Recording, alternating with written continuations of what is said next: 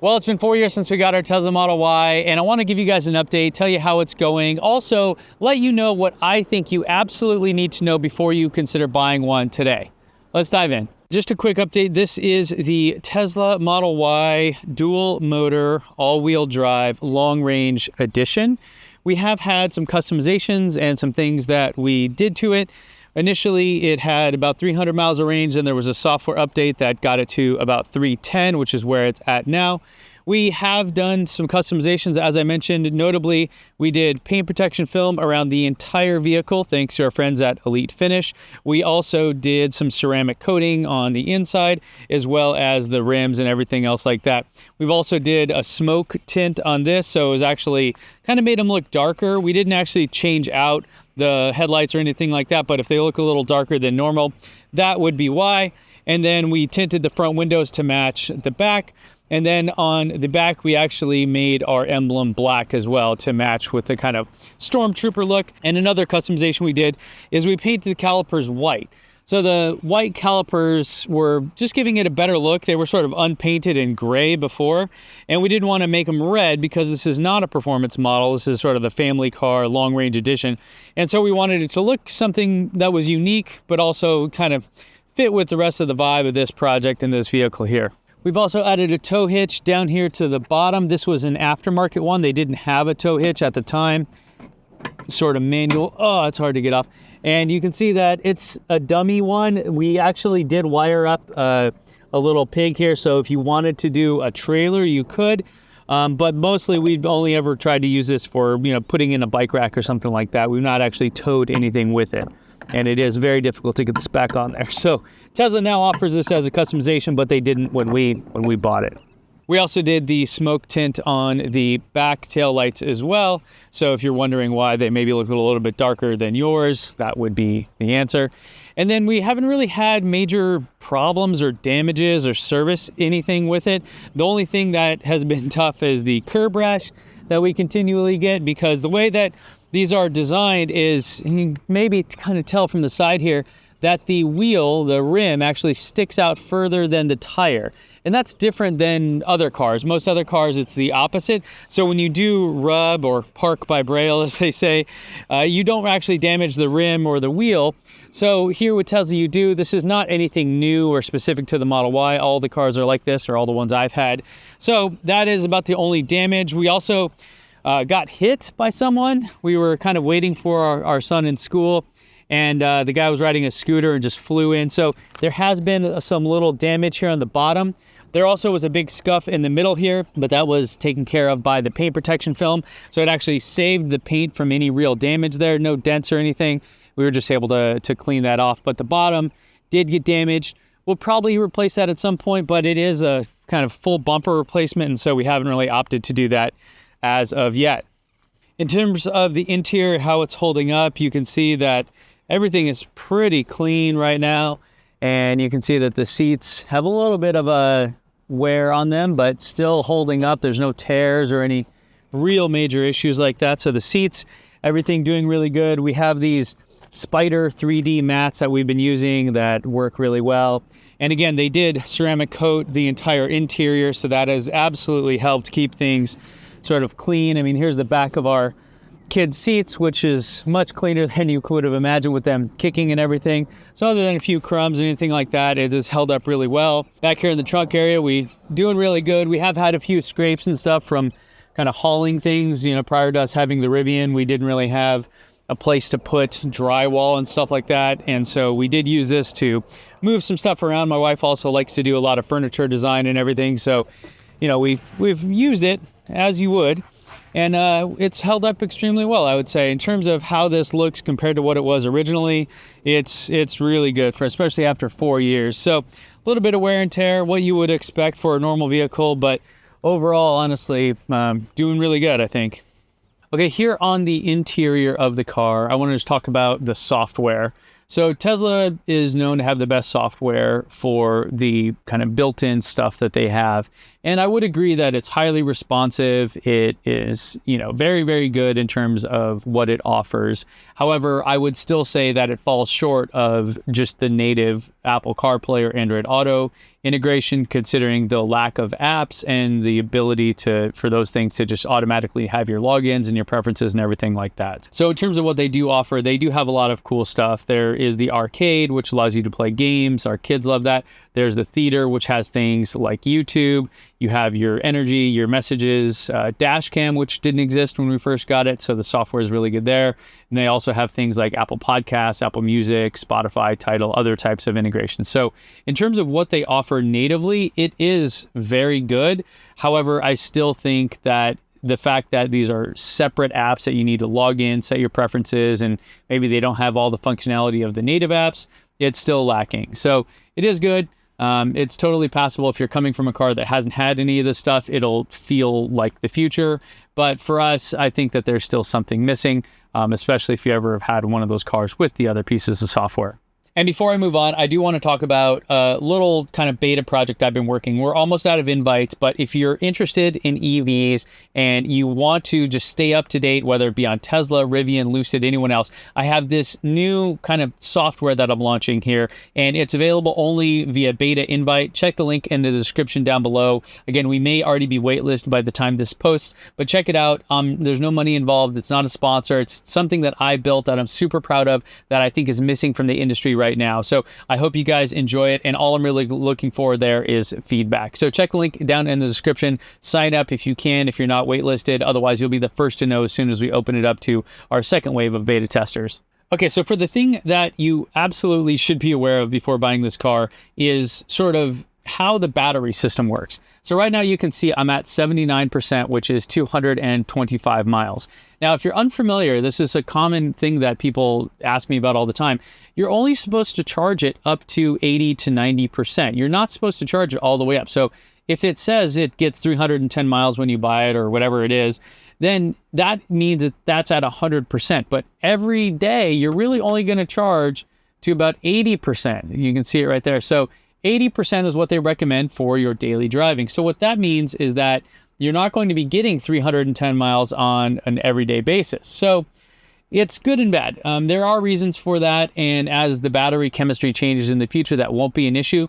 But if you're trying to plan this out, you're thinking, okay, here's how far I daily drive or whatever, make sure that it's within that daily limit, because otherwise what's going to happen is you're not going to be able to actually, make the trips that you need. Now, I will say that the range is good enough that it shouldn't be an issue for basically anybody. But if that's something you're thinking about, really be aware of how far you drive and how much range on the vehicle you're buying gets. Okay, and the other thing is that under Autopilot, Tesla has a tendency to auto-enable new driving modes and features. And here's an example where they've done this, and it happened before to us once, where they auto-enabled a mode called hold mode, which is very aggressive on the regen braking, and it actually kind of stops. You can see hold mode there.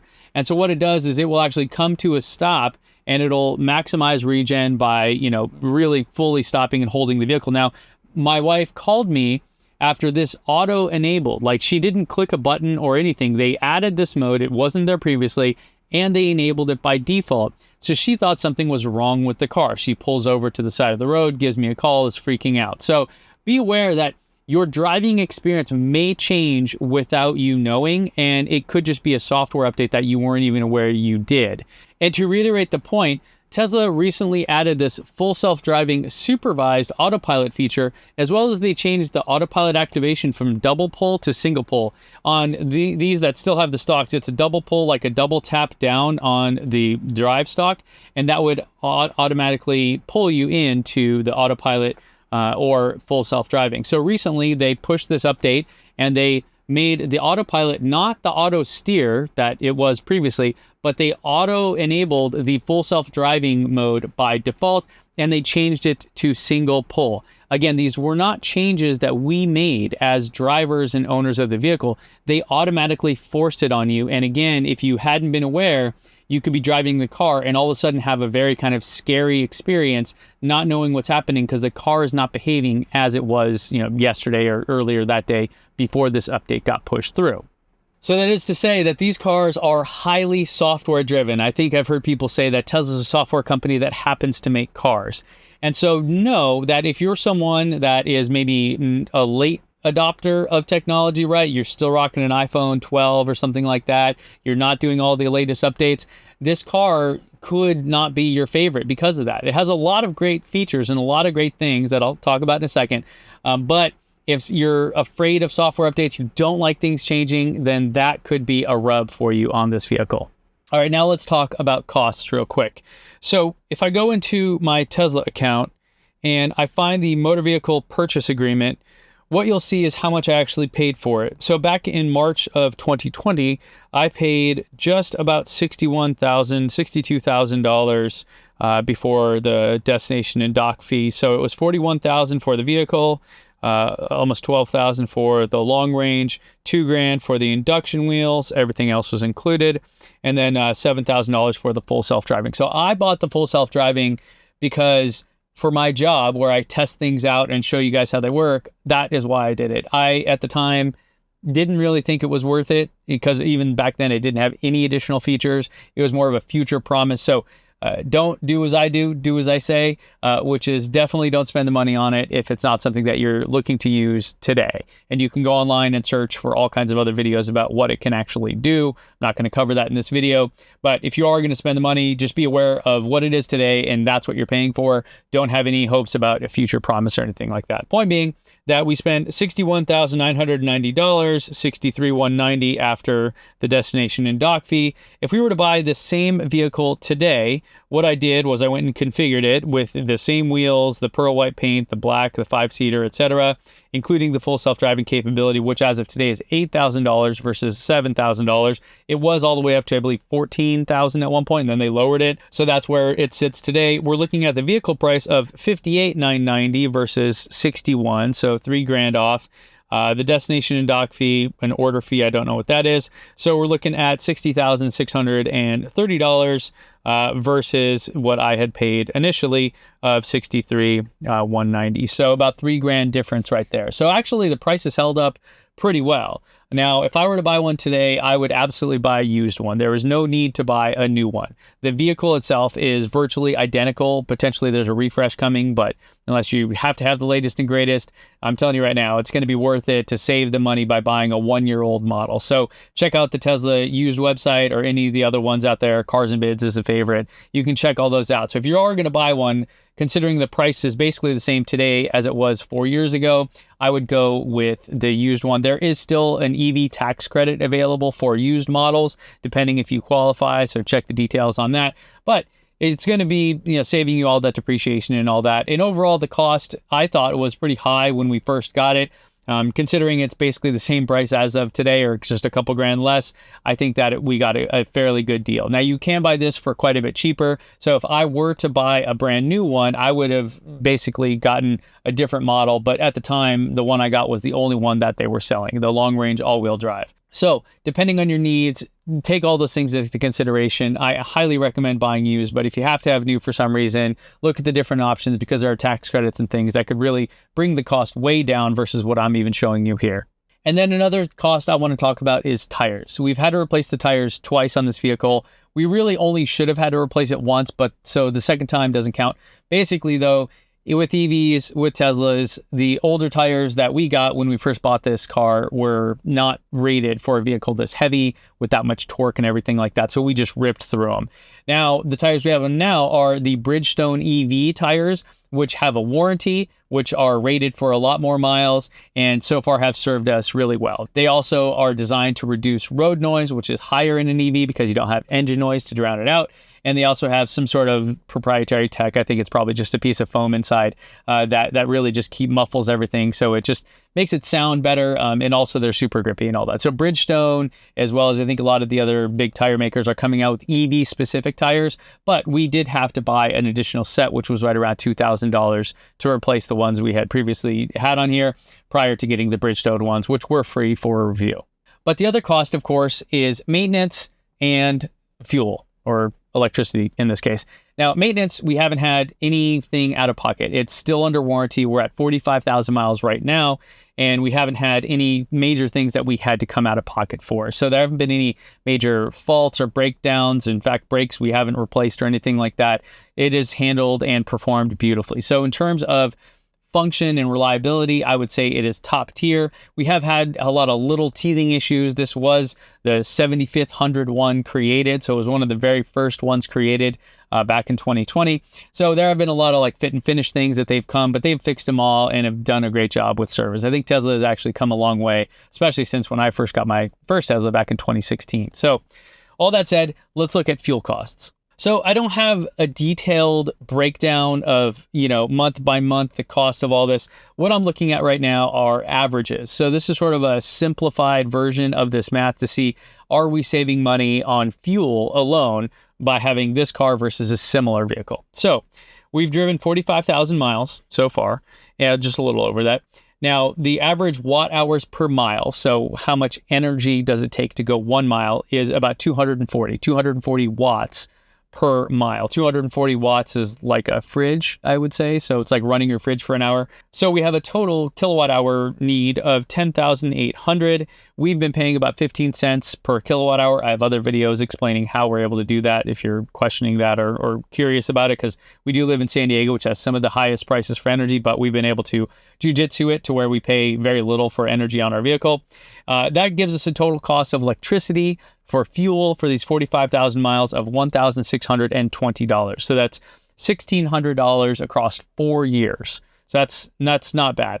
Doing some other math here, if we were to look at a similar sized vehicle and capable vehicle, all the ones I've looked at, we get around 25 miles per gallon at best. That's a combined city and highway.